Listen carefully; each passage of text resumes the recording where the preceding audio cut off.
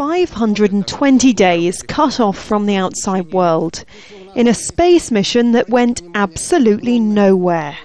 In 2010, the crew of Mars 500 entered what can only be described as another reality, one that measured just a few meters wide.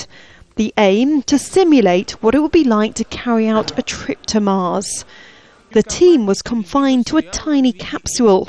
It had no windows, and the crew had to endure recycled air and dehydrated food.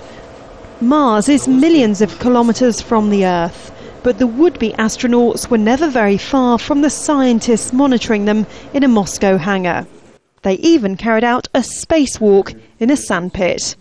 What was impossible, though, was to mock up the weightlessness they would experience on a real journey into space. A mission to Mars is still decades away, and scientists will have to design a spacecraft that can endure such a long journey. What the experiment was trying to find out is what the impact might be on the human mind and body.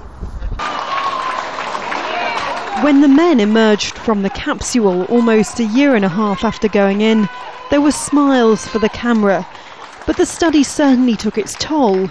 Within weeks of the mission starting, there were changes in some of the men's sleeping patterns. Several started sleeping more and became less active. What is telling, though, is that while the capsule and men didn't really go anywhere, they did complete the experiment, determined to do the groundwork for future space travel. Emma Hayward, Al Jazeera, Moscow.